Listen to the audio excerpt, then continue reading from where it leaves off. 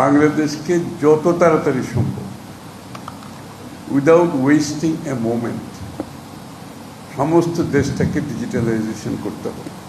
এর মাধ্যমে আমরা চাই বাংলাদেশের সাধারণ জনগণ, ব্যবসায়ী, পেশাজীবী, কৃষক, শ্রমিক সবাই এর আওতায় আসতে হবে।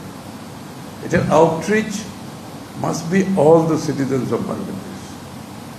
All the citizens, আমি যখন বলি all the citizens, we mean all the citizens. এই জন্য আপনার বাজেটে খেয়াল করেছেন আমাদের অ্যালোকেশনে কিন্তু everybody was included, everybody, কেউ বাকি নেই। আর্টিস্ট সিঙ্গার পর্যন্ত বাকি নেই।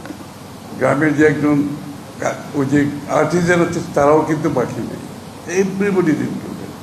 এই যে ইনক্লুসিভনেস আপনি খালি অর্থনীতিতে আনলে হবে না, এই যে মানুষের দুয়ারে সার্ভিস পৌঁছানোর ব্যাপারে যদি আমরা করতে না পারি তাহলে কিন্তু এগোনোর কোনো সুযোগ নেই। প্রত্যেকটি মানুষকে বাংলাদেশের অর্থনৈতিক বলেন, রাজনীতি বলেন, সমাজ বলেন, কর্মকাণ্ডের সাথে সম্পৃক্ত করতে হলে টেকনোলজির কোনো অল্টারনেটিভ নাই এই মুহূর্তে। তো এই জন্য আমাদের অনেক বড় প্রোগ্রাম আছে, আমি সেদিকে যাব না।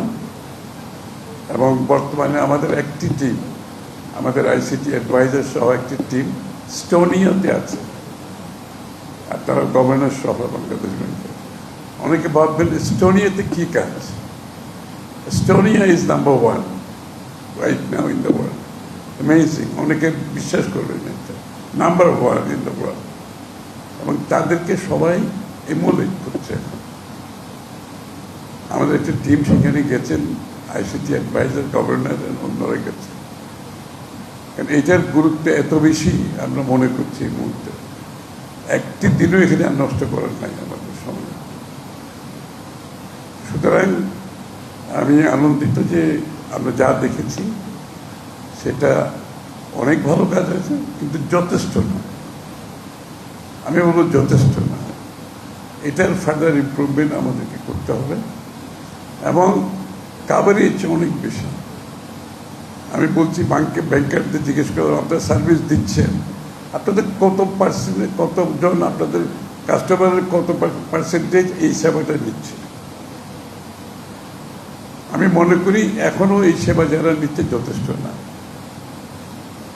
ব্যাংকের বলেন, ইন্স্যুরেন্সে বলেন, সব প্রতিটি ক্ষেত্রে যারা কাজ করছেন তাদের একটা কাজ করতে হবে, আপনি যে সার্ভিসটা দিচ্ছেন এটাকে যদি কাভারেজ বাড়াতে চান, যে লোকগুলো আপনাদের ভিজিট করছে 2টা অফিসার রাখবেন, তাদেরকে গিয়ে জিজ্ঞেস করবেন আপনি কেন আসছেন। এই কাজটা তো আপনি বাড়িতে বসে করতে পারতেন, কেন আসছেন আপনি? তার মাথায় অনেকের যে সারা জীবনের অভ্যাস রয়ে গেছে, আপনি যে লিভারেজ করেছেন টেকনোলজির মাধ্যমে, তার কাছে এখনো সেটার মেসেজ পৌঁছেনি।